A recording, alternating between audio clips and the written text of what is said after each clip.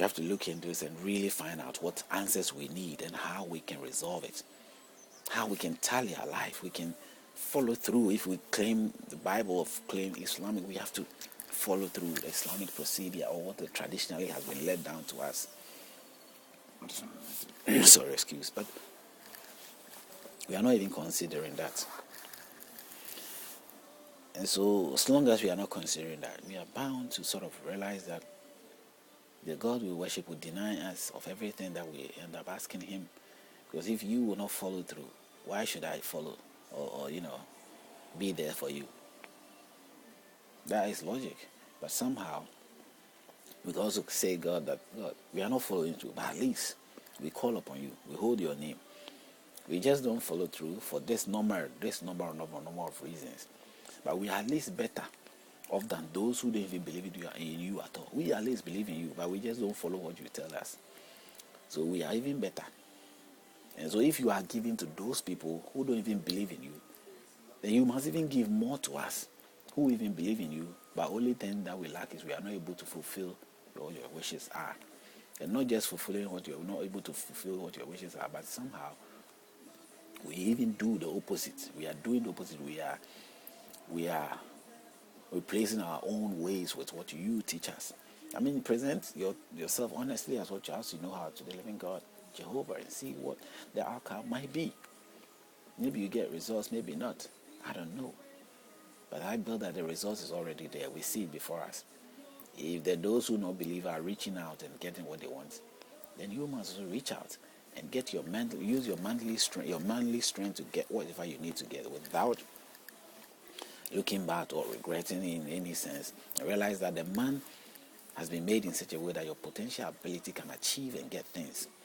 And you do not have to necessarily link it to God or say God did that. If God was to do anything for you, it's beyond. It's something that in a split of a second and it's going to be perfect and right because he has the ability to do so.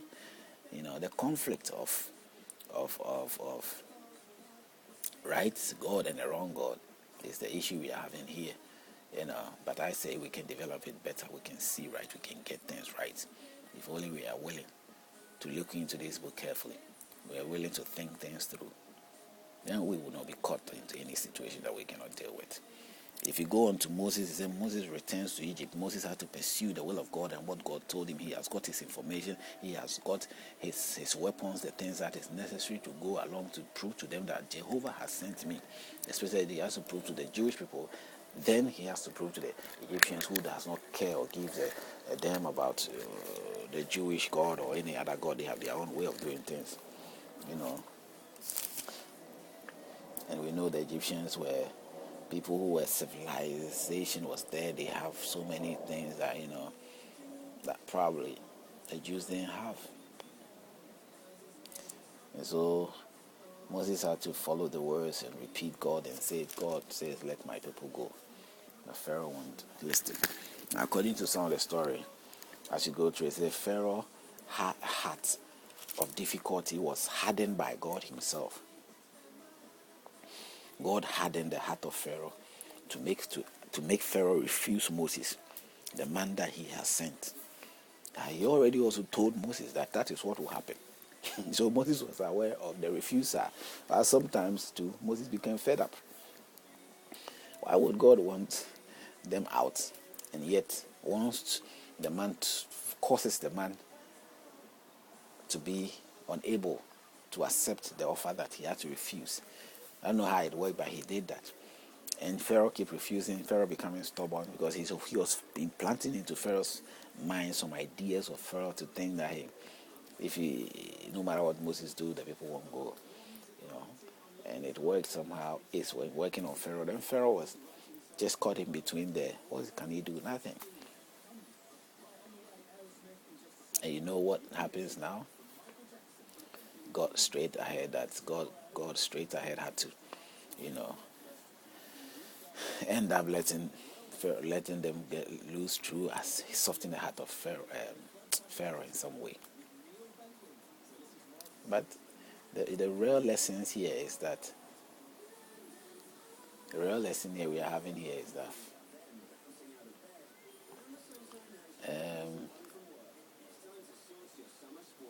lesson we are having here is that God has been the very person that was maneuvering and controlling everything and ending up making this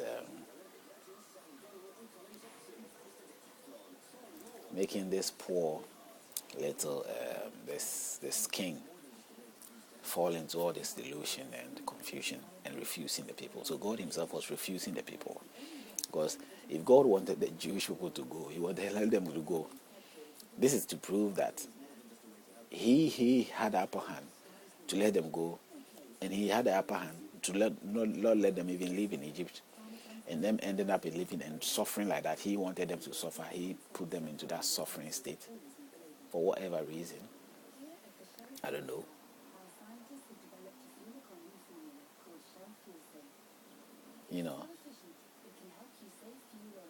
He let them suffer, put them into all those states for whatever reason. God did all that.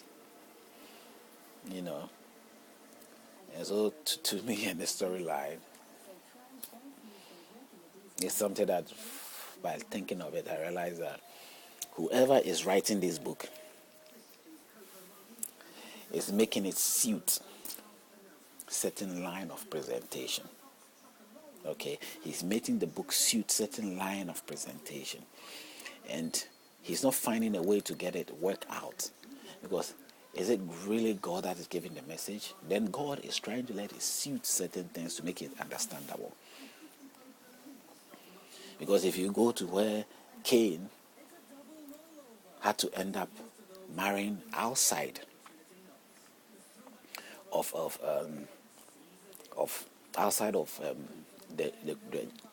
the bloodline of his father Adam and Eve and mother,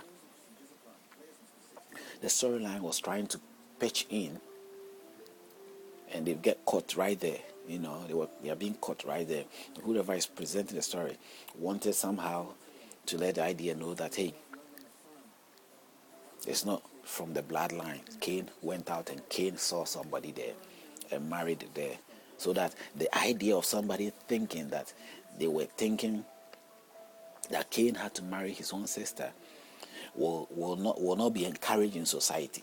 So it tells you that even the book was not written in the times of when the incident of Adam was going on. It is something more on the current basis of which life has transformed itself to the level that people belief system do not accept the idea of engaging with a sister.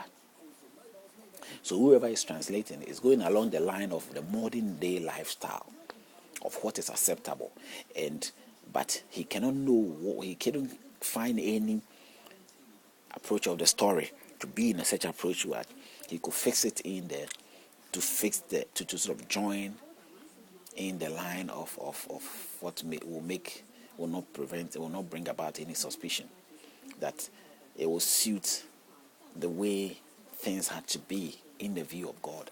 But it is not necessarily God putting the idea there. If God was to be putting the truthful, honest idea there, I believe the truthful, honest idea that he will get from the procreation of the human race, from Adam and Eve, will be that Cain ended up marrying his sister. He had to wait his sister to grow and marry his sister, pick a sister, marry a sister, and then have his family through that.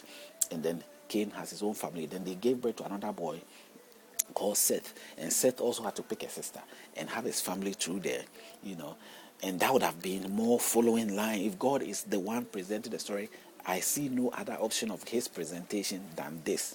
And the other option for God to present also to tell us honestly that he did not just create Adam and Eve, but he created another